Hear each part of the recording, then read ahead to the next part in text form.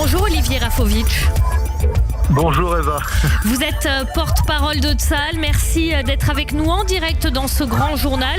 Dans la bande de Gaza, tunnel terroriste détruit à Rafah, rampe de lancement de roquettes également. Et ce matin, l'armée de l'air annonçait avoir visé 35 cibles ces dernières 24 heures dans la bande de Gaza. Mais que reste-t-il donc au juste comme cible dans la bande de Gaza ? Malheureusement, il reste encore beaucoup d'infrastructures terroristes. Comme vous le savez, le Hamas est toujours présent. Le fait qu'il ne tire pas tous les jours, comme c'était le cas au début de la guerre, et qu'il n'essaye pas d'entrer en combat direct avec Tsahal, ne veut pas dire qu'il n'existe pas. Au contraire, il joue aujourd'hui le jeu de se cacher, d'attendre, pour ensuite ressortir avec cette volonté de dire qu'il est toujours là sur le terrain. Mais entre-temps, Tsahal et le Shin Bet, juste pour répondre à votre question, continuent à éliminer un par un les chefs du Hamas, dont l'annonce à l'instant du chef du bataillon Sajjaïa, qui a été éliminé par une frappe précise de Tsahal avec le Shin Bet. Et nous continuons à opérer de cette manière-là dans la bande de Gaza contre le Hamas. Olivier Rafovitch, que cherche Tsahal aujourd'hui dans la bande de Gaza? Est-ce qu'elle cherche avant tout effectivement les cibles terroristes, ou est-ce que l'armée recherche aussi les otages? La priorité absolue pour Israël, c'est le retour de tous les otages à la maison.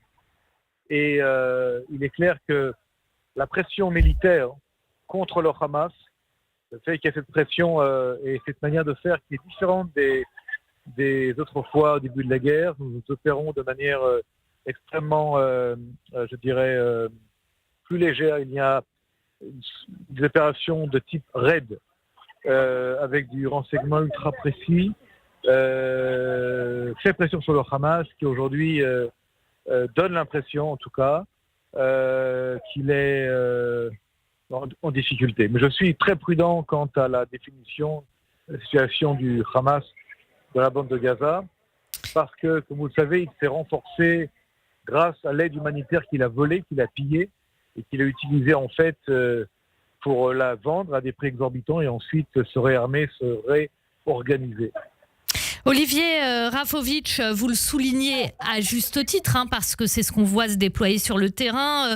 La stratégie est bien différente du début de la guerre, c'est-à-dire qu'effectivement il y a ces opérations, ces raids qui se multiplient. Si c'est des raids, est-ce que c'est encore une guerre? Est-ce que ça ressemble pas finalement à ce qui se passe en Judée-Samarie? Non, c'est une guerre extrêmement complexe. C'est une guerre en territoire urbain face à un ennemi qui a toujours l'idéologie, l'intention de détruire l'État d'Israël. Il faut savoir que le Hamas, pendant des années, vous savez, était dans une situation où il cachait son jeu, en fait. Il essayait de tromper l'ennemi, ce qui a fait aussi qu'Israël a été surpris par l'attaque du 7 octobre 2023. Si le Hamas se réorganise, se reforme et est capable d'avoir encore des armes, des munitions et des hommes, il veut refaire un 7 octobre 2023. Et dans ce cadre-là, nous devons tout faire pour l'éliminer, le détruire et le démanteler. Olivier Rafovitch, un 7 octobre 2023, que ce soit à la frontière avec Gaza, depuis la Judée-Samarie ou depuis même les frontières nord, est-ce que c'est encore possible aujourd'hui? C'est une question à laquelle il faut répondre de manière, précise, mais il faut faire attention aux mots. Tsahal aujourd'hui est en guerre depuis le 7 octobre 2023, une guerre qui a été imposée par le Hamas, qui a attaqué Israël, qui a envahi le territoire israélien et qui a produit le pire des massacres connus dans l'histoire d'Israël, l'histoire moderne, du peuple juif depuis la Seconde Guerre mondiale. Et l'intention, je le dis, l'idéologie existe. Et si ces groupes, ces armées terroristes, comme le Hamas, comme c'était le cas du Hezbollah, nous voyons également l'intention de l'Iran, restent en place, ces intentions mèneront à des opérations, et donc Tsahal et Israël doivent être prêts aujourd'hui et demain à faire que ces ennemis CES, n'est-ce pas, ne soient pas capables de mettre leur plan à exécution. Mais nous devons être... Leur plan à exécution, c'est toujours les mêmes que ceux du 7 octobre, qu'il s'agisse du Hamas, du Hezbollah, etc. Ils ont les moyens de le faire aujourd'hui. Non, ce que je dis, c'est que l'intention de ces organisations avec leurs chefs et surtout avec l'Iran derrière veulent la destruction totale et physique de l'État juif. Il faut le comprendre et il faut le dire clairement.